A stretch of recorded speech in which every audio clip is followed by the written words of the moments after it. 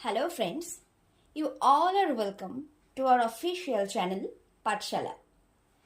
Railway group ডির exam date চলে এসছে, যেটা 3rd অগস্ট থেকে 21st অগস্ট পর্যন্ত চলবে এবং আরও বিভিন্ন এক্সামের নোটিফিকেশন আসতে চলেছে। তবে পার্টিকুলারলি রেলওয়ে গ্রুপ ডির জন্য সায়েন্স খুব ইম্পর্টেন্ট, কারণ এখানে 100 কোয়েশ্চেন্সের মধ্যে 25 কোয়েশ্চেন্সই আসবে সায়েন্স গ্রুপ থেকে। এবং যেহেতু এক্সাম খুব কাছাকাছি চলে এসছে, তাই আমরা সায়েন্স পোর্শন দিয়েই শুরু করব। সায়েন্সটাকে কমপ্লিট করার পর যেখানে আরও যা যা সাবজেক্ট আছে, হিস্ট্রি, জিওগ্রাফি, ইকোনমিক্স, সব কিছু আস্তে আস্তে কমপ্লিট করব। এবার আমাদের মূলত কাজ হবে ফ্যাক্টটাকে নয়, কনসেপ্টটাকে পড়া, কারণ এক্সাম প্যাটার্নে চেঞ্জ এসছে। তো শুরু করা যাক। আমাদের আজকের টপিক হচ্ছে পদার্থ বা ম্যাটার। প্রথমেই জানতে হবে পদার্থটা কি। আমাদের চারপাশে আমরা যা কিছু দেখছি, এই বোর্ডটা, এই পেনটা, যা কিছুকে আমরা স্পর্শ করতে পারছি, তা সবাই পদার্থ। এক কথায় আমরা চারিদিকে পদার্থে ডুবে আছি। তাহলে প্রশ্ন আসবে, তাহলে এই যে ফাঁকা জায়গা যেখানে আমি হাতটাকে মুভ করতে পারছি, বা আমাদের প্রত্যেকের ঘরেই যে ফাঁকা জায়গা থাকে বা ফাঁকা জায়গাতে আমরা ঘুরি, তাহলে সেই জায়গাটা কি? সেটাও পদার্থ। হ্যাঁ, সেটাও পদার্থ। সেখানে আছে গ্যাস, অর্থাৎ বায়ু। তো ম্যাটার হচ্ছে সেই সমস্ত কিছু দ্যাট হ্যাজ মাস, যার কি আছে? ভর, শুষ্ক ওজন। অর্থাৎ এই যে পেনটা, এই পেনটা যে যে মেটেরিয়ালস দিয়ে তৈরি হয়েছে, তাদের প্রত্যেকের তো একটা ভর আছে। আমি ওজনের কথা বলছি না। তো সেই মাস আছে অ্যান্ড টেকস আপ স্পেস, এবং সেটা একটা জায়গা দখল করে থাকে। সাপোজ এই বোর্ডটা একটা জায়গা দখল করে আছে। এই যে ফাঁকা জায়গাটা, সেটাকে বায়ুমণ্ডল দখল করে আছে। তো ম্যাটার হচ্ছে সেটাই, যেটার ভর আছে এবং যেটা একটা জায়গা দখল করে থাকে। এটা হচ্ছে মেইন ডেফিনেশন। এবার আসা যাক যে ম্যাটারের ক্যারেক্টারিস্টিক্স, চারিত্রিক বৈশিষ্ট্য কি কি। তো প্রথমত হচ্ছে ইন্টারমলিকিউলার ফোর্স। ইন্টারমলিকিউলার ফোর্স বা আন্ত আণবিক বল। এবার আন্ত আণবিক বলটা কি, সেটা বোঝার জন্য আগে জানতে হবে একটা ম্যাটার ঠিক কি কি নিয়ে গড়ে ওঠে। একটা ম্যাটার অণু এবং পরমাণু দিয়ে গড়ে ওঠে। অণু এবং পরমাণু। এবার অণু পরমাণু কি? পরমাণু হচ্ছে কোন একটা পদার্থকে যদি আমরা ভাঙি, তার সব থেকে ছোট্ট যে টুকরোটা হবে, জেনারেলি বলা হয় যেটাকে আর ভাঙা যায় না, সেটা নয়, পরমাণুকেও ভাঙা যায়, সেটাকে আমরা বলি পরমাণু। সাপোজ একটা বাড়িটাকে আমি ধরলাম, সেই বাড়িটা একটা পদার্থ। বাড়ির যে ইট, মানে যেটা আর কি মেইন বিল্ডিং ব্লক, একটা পদার্থের ক্ষেত্রেও বিল্ডিং ব্লক হচ্ছে তার পরমাণু। একটা বাড়ির ক্ষেত্রে একটা ইট যদি আমরা ধরি, সেই ইটটা হচ্ছে পরমাণু। এবার অনেকগুলো ইট মিলে কি হচ্ছে? একটা দেয়াল তৈরি হচ্ছে, সেই দেয়ালটা হলো পরমাণু। এবার দুটো পরমাণুর মধ্যে বা দুটো অণুর মধ্যে একটা অ্যাট্রাকশন ফোর্স থাকে। এবার বলবে যাচ্ছে ইট দুটো লেগে আছে কি করে? সিমেন্ট দিয়ে আটকানো হচ্ছে। ঠিক সেরকম ভাবে ওরা লেগে আছে কি করে, মানে অণু বা পরমাণুগুলো লেগে আছে কি করে? তাদের মধ্যে আন্ত আণবিক বল কাজ করছে, একে অপরকে আকর্ষণ করছে। ঠিক একই রকম ভাবে এখানেও পরমাণু একে অপরকে আকর্ষণ করে, সেটা হচ্ছে আন্ত আণবিক বল। একটা হচ্ছে ইন্টারমলিকিউলার স্পেস। যে অণুগুলো যে আছে, তারা কি একে অপরের সঙ্গে পুরো গায়ে গায়ে লেগে আছে, নাকি তাদের মধ্যে কোথাও ফাঁকা জায়গা আছে? সেটাকে আমরা বলছি ইন্টারমলিকিউলার স্পেস। আরেকটা হচ্ছে কাইনেটিক এনার্জি বা গতি শক্তি।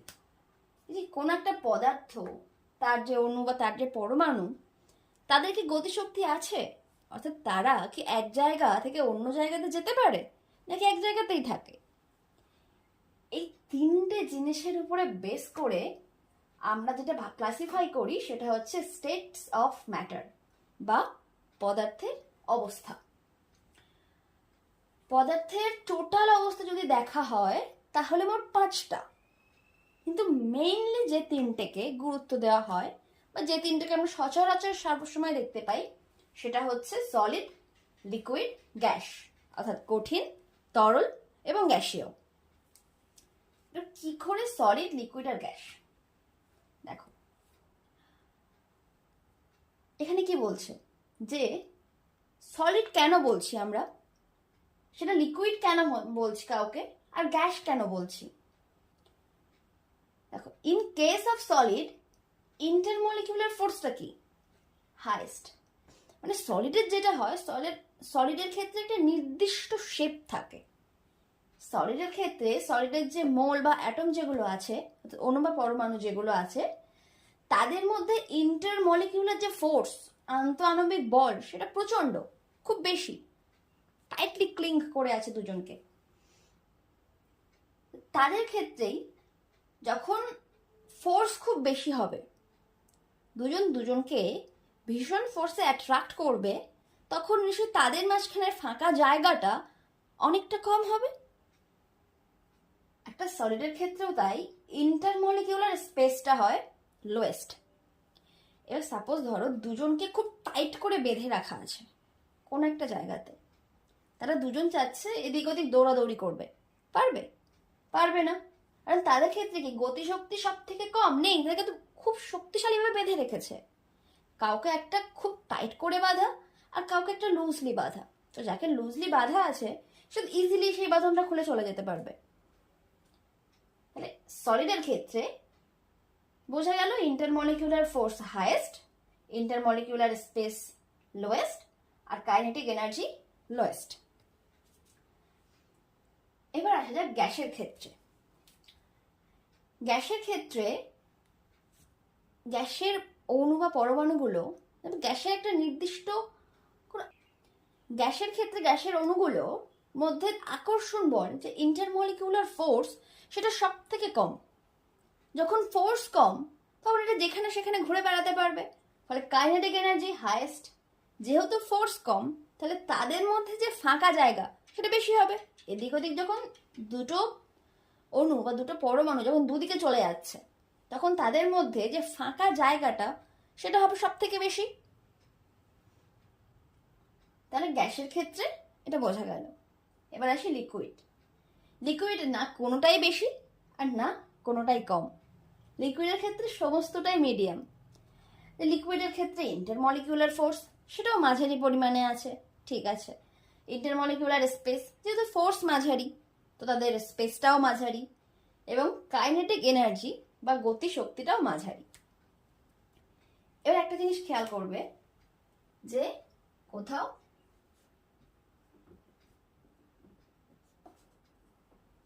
বরফ থেকে জল হলো,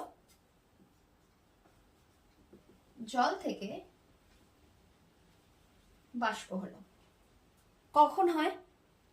যখন আমরা তাপ দিই। যখন আমরা তাপ দিই তখন বরফ বলে জল হয়ে যায়, অর্থাৎ এটা কঠিন অবস্থা। কঠিন অবস্থা থেকে তরল অবস্থাতে যাচ্ছে।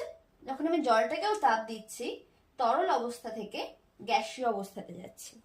অর্থাৎ যখনই আমরা তাপ প্রয়োগ করছি তখনই অবস্থার পরিবর্তন হচ্ছে। এই তাপ কমিয়ে নিই, বাষ্পটাকে ঠান্ডা করলে জল, জলটাকে ঠান্ডা করলে বরফ। অর্থাৎ এই সমস্ত কিছুর সঙ্গে তাপের একটা কানেকশন আছে। কি রকম? সাপোজ এটা একটা বন্ধ ঘর। বন্ধ ঘরে এই 4-5 জন খুব ভালো বন্ধু খুব কাছাকাছি বসে আছে, বসে গল্প করছে। হঠাৎ করে এই ঘরেরই একটা কোণাতে আগুন লাগিয়ে দেওয়া হলো, অর্থাৎ কি তাপ দেওয়া হলো। এরা খুব কাছাকাছি আছে, এদের মধ্যে বন্ধুত্ব খুব বেশি, মানে কি ইন্টারমলিকুলার ফোর্স খুব বেশি। তাহলে যখন এরা খুব কাছাকাছি আছে, খুব ভালো বন্ধু, মাঝখানে জায়গাটাকে ফাঁকা রাখেনি, মানে কি এদের মধ্যে ইন্টারমলিকুলার স্পেস কম। আর যেহেতু খুব ভালো বন্ধু, একে অপরকে ছেড়ে কেউ বেরিয়ে যাচ্ছে না, তাহলে আমি ধরে নিলাম এদের মধ্যে কাইনেটিক এনার্জিও লোয়েস্ট, অর্থাৎ এরা কঠিন। সাপোজ এটা কঠিন। এবার আমি এই ঘরের একটা কোণাতে আগুন লাগিয়ে দিলাম, অর্থাৎ তাপ দেওয়া হলো। তাহলে কি হবে? তখন এরা চারিদিকে ছড়িয়ে পড়বে, আর তো কাছাকাছি থাকবে না, এরকম এরকম ভাবে ছড়িয়ে পড়বে। পুরোপুরি ভাবে ছড়িয়ে না পড়লে কিছুটা দূর ছড়িয়ে পড়বে তাৎক্ষণিক ভাবে, যে ঠিক আছে অল্প আগুন লেগেছে বেরোতে হবে। তখন কি হবে? এদের মধ্যে যে ইন্টারমলিকিউলার ফোর্স সেটা খানিকটা কমে যাবে না? যে ঠিক আছে আগে আমি বেছে নিই। এদের মধ্যে অ্যাজ এ রেজাল্ট ইন্টারমলিকিউলার স্পেস বেড়ে যাবে। এখন দুজনে খুব কাছাকাছি বসেছিল, এখন ছিটকে সরে গেছে। ফলে কি ওরা গতি পেয়েছে, কাইনেটিক এনার্জি, সেটাকে খুব বেশি না হলেও পেয়েছে। তাহলে এখন ওদের অবস্থা হচ্ছে তরল। এবার আগুনটা খুব জোরে লেগে গেছে, মানে এবার দরজা টরজা সব বন্ধ, বেরোতে হবে। তো যে যার মতো যেদিকে পারে চেষ্টা করে চলে যাবে। তখন আর বন্ধুত্ব দেখবে না, তখন ইন্টারমলিকিউলার ফোর্স একেবারে লোয়েস্ট, ইন্টারমলিকিউলার স্পেস খুব বেশি, এবং কাইনেটিক এনার্জি তো প্রচন্ড বেশি। তাহলে তখন কি অবস্থা হচ্ছে? সেটা হচ্ছে গ্যাসীয় অবস্থা। তাহলে এটা হলো টোটাল মেইন 3টে স্টেটস অফ ম্যাটার। এবার দেখে নিই স্টেটস অফ ম্যাটার কি কি আছে। আমি বলেছিলাম টোটাল 5 টাইপস অফ স্টেটস আছে, তার মধ্যে মেইন হচ্ছে 3টে, একটা কঠিন, তরল, গ্যাসীয়। আর অন্য দুটো স্টেট হচ্ছে প্লাজমা এবং বোস আইনস্টাইন কন্ডেন্সেট। আচ্ছা, প্রথমে আমরা ডিসকাস করব সলিড বা কঠিন। সলিডের ক্ষেত্রে আমরা দেখতে পাবো সলিডের মধ্যে ডেফিনিট শেপ আছে। এই যে বোর্ডটা, এটা তো একটা সলিড, এটা নির্দিষ্ট আকার আছে। যে পেনটা, এটাও সলিড, এটা নির্দিষ্ট একটা শেপ আছে। কঠিনের প্রধান বৈশিষ্ট্য হচ্ছে এদের নির্দিষ্ট শেপ আছে। শুধু তাই না, এই কঠিন চেষ্টা করে টু মেইনটেইন ইটস শেপ। এই যে শেপটা আছে সেটা মেইনটেইন করার খুব চেষ্টা করে। এটার একটা খুব ভালো উদাহরণ হচ্ছে রাবার। রাবারকে টানা হলো, রাবার আবারও চেষ্টা করে তার সে পুরানো জায়গাতে ফিরে আসতে, পুরানো শেপে ফিরে আসতে। সেই কারণে একটা কঠিন পদার্থকে ভাঙা এতটাও সহজ নয়, তার কারণ it's try to maintain it's shape. এবার কঠিন পদার্থকে মূলত দুটো ভাগে ভাগ করা হয়, একটা হচ্ছে অনিয়তকার কঠিন আর একটা হচ্ছে কেলাসাকার কঠিন। অনিয়তাকার আর কেলাসাকার, অ্যামরফাস আর ক্রিস্টালাইন। এবার অনিয়তাকার কঠিন বলতে কি বোঝায়? যার নিয়মিত আকার নেই। নিয়মিত আকার বলতে মানে একটা পার্টিকুলার খুব সুন্দর একটা গোল শেপ বা স্কোয়ার শেপ, সেরকম কোনো খুব সুন্দর একটা শেপ নেই, একটু এবড়ো খেবড়ো, মানে পার্টিকুলার কোনো শেপ দেওয়া যায় না। সাপোজ একটা কাঁচ আমি গলালাম, কাঁচটা খুব তাড়াতাড়ি ঠান্ডা হয়ে যায়, ফলে সেটা যখন জমে তার যে মলিকিউলগুলো যেমন তেমনভাবে জমে যায়, তো একটা এবড়ো খেবড়ো একটা পিণ্ড মধ্যে তৈরি হয়।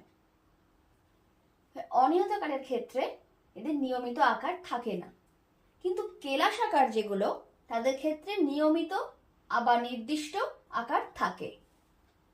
দ্বিতীয় পার্থক্য কি দুজনের?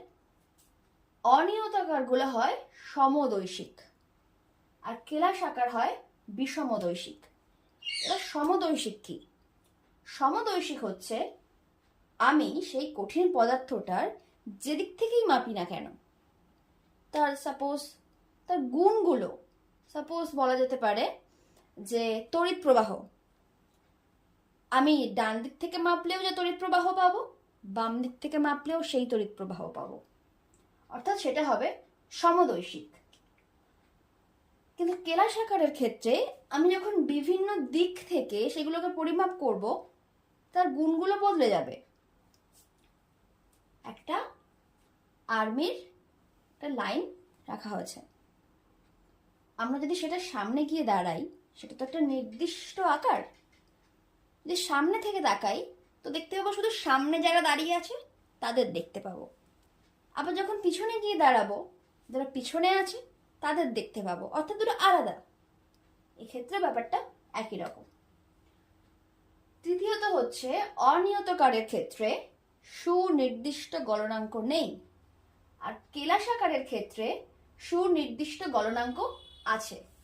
সুনির্দিষ্ট গলনাঙ্ক বলতে যেগুলো কেলাসাকার কঠিন হয় তারা পার্টিকুলার একটা টেম্পারেচারে, সাপোজ 120 ডিগ্রি টেম্পারেচারে গিয়েই এখানে গলে গেল। কোন একটা কেলাসাকার কঠিন পদার্থ 120 ডিগ্রি টেম্পারেচারেই গলে গেল, টেম্পারেচারটা ছিল ওই টেম্পারেচারেই গলে গেল। কিন্তু অনিয়তাকারের ক্ষেত্রে কি হয়, একটা পার্টিকুলার পয়েন্ট অফ টেম্পারেচারে এরা গলে না, একটা নির্দিষ্ট টেম্পারেচারের মধ্যে এরা আস্তে আস্তে গলতে থাকে। অনিয়তাকারের এক্সাম্পল কি? কাঁচ, রাবার। আর কেলাসাকারের এক্সাম্পলের মধ্যে যে সোনা, লোহা, রূপা, এগুলো হচ্ছে কেলাসাকারের উদাহরণ। আচ্ছা, আমাদের নেক্সট স্টেটস অফ ম্যাটার হচ্ছে লিকুইড। কঠিনের ক্ষেত্রে যেমন ডেফিনিট শেপ থাকে, তো তরলের ক্ষেত্রে ডেফিনিট শেপ থাকে না। সেই তরলটাকে আমরা যে পাত্রে রাখছি সেই পাত্রের শেপ ধারণ করছে। একটা বোতলে রাখলাম, সেই বোতলের মতো আকৃতি ধারণ করে নিল। একটা গেলাসে রাখলাম, সেই গেলাসের মতো আকৃতি ধারণ করলো। কারণ কি, মলিকিউলার ফোর্স ততটা স্ট্রং নয়, ফলে এটা বেঁধে বেঁধে থেকে এটা নির্দিষ্ট আকার করতে পারে না। তরলের ক্ষেত্রে একটা কথা বলি, যে একটা জলের একটা এক্সপ্যানশন দেখা যায়, অ্যানোমেলাস এক্সপ্যানশন বা জলের ব্যতিক্রান্ত প্রসারণ। জেনারেলি কি হয়, যখন কোনো একটা পদার্থকে তাপ দেওয়া হয়, যেটা আমি বলছিলাম যে কঠিন পদার্থ থেকে তরল হয়ে যায়, তরল থেকে গ্যাসীয় হয়ে যায়, যখন তাপ দেওয়া হয় তখন তার আয়তনে বৃদ্ধি পায়, প্রসারিত হয়। আর যখন সেই তাপ কমিয়ে নিয়ে আসা হয় তখন সেই আয়তন কমতে থাকে। কিন্তু লিকুইডের ক্ষেত্রে এর একটা ভিন্ন বৈশিষ্ট্য দেখা যায়। একটা তরল আছে 15 ডিগ্রি সেন্টিগ্রেডে, আমি সেটা তাপমাত্রা কমিয়ে আনলাম 10 ডিগ্রি সেন্টিগ্রেডে, সংকুচিত হলো। 10 থেকে নামিয়ে আনলাম 5 ডিগ্রি সেন্টিগ্রেডে, সংকুচিত হলো। কিন্তু যখনই সেটা 4 ডিগ্রি সেন্টিগ্রেডে নামবে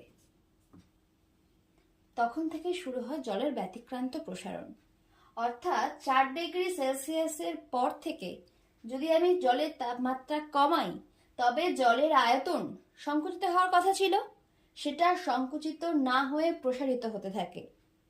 এটাই হচ্ছে জলের ব্যতিক্রান্ত প্রসারণ, নট তরলের, জলের ব্যতিক্রান্ত প্রসারণ। আচ্ছা, আমাদের নেক্সট স্টেটস অফ ম্যাটার হচ্ছে গ্যাস। গ্যাস আমরা এর আগে দেখেছি গ্যাস কি। গ্যাসের ক্ষেত্রে ইন্টারমলিকুলার ফোর্স প্রায় নেই বললেই চলে, এদের মধ্যে প্রচুর ইন্টারমলিকুলার স্পেস আছে, এদের কাইনেটিক এনার্জিও প্রচুর। গ্যাসের ক্ষেত্রে দেখা যায় বিহেভিয়ার ইউনিফর্মিটি, যে এরা একই রকম আচরণ করে। একই রকম আচরণ করে বলতে যে সমস্ত যে গ্যাসিয়াস ল এরা মেনে চলে। এবার যখন আমরা গ্যাসিয়াস ল পড়বো আমরা এটা নিয়ে আরো ডিটেলস ডিসকাশন করব। আপাতত এটাই যে বিহেভিয়ার ইউনিফর্মিটি গ্যাসের ক্ষেত্রে দেখা যায়। ফোর্থ স্টেট অফ ম্যাটার যেটা হচ্ছে প্লাজমা। প্লাজমাতে কি হয়, গ্যাস, তরলকে তাপ দেওয়া হলো, সেটা গ্যাস হয়ে গেল। এবার গ্যাসকেও তাপ দেওয়া হচ্ছে এবং সেটা এক্সট্রিমলি হিট, প্রচুর গ্যাস তাপ দেওয়া হচ্ছে। প্রচুর তাপ দেওয়া হলে কি হয়, ওই যে মলিকিউলগুলো সেগুলো আয়নিত হয়ে যায়, ধনাত্মক ঋণাত্মকভাবে আয়নিত হয়ে যায় এবং প্রায় সমসংখ্যক ধনাত্মক এবং ঋণাত্মক আয়ন থাকে। অ্যাজ এ রেজাল্ট কি হয় না, এটা খুব লুমিনাস হয়, অর্থাৎ জল জল করে, চকচক করে। এটার উদাহরণ কোথায় দেখা যায়? সব থেকে বড় উদাহরণ হচ্ছে সূর্য। কারণ সূর্য আমরা জানি হাইড্রোজেন আর হিলিয়াম দুটো গ্যাস দিয়ে তৈরি। তা এবার হিটটাও কি extremely heat. As a result সূর্য থেকে কেনা নিজস্ব আলো বার হয়। তো এটাই হচ্ছে প্লাজমা। তো যে কোনো স্টার্স, যে কোনো নক্ষত্র, সেগুলোই হচ্ছে plasma. And fifth state of matter হচ্ছে বোস আইনস্টাইন কন্ডেনসেট। দুজন সায়েন্টিস্টের নাম আছে, বোস অর্থাৎ সত্যেন্দ্রনাথ বোস এবং আইনস্টাইন অর্থাৎ আইনস্টাইন। তো বোস আইনস্টাইন কন্ডেনসেটে যেটা হচ্ছে প্লাজমাতে কি হচ্ছিল, গ্যাসকে এক্সট্রিমলি হিট দেওয়া হচ্ছিল।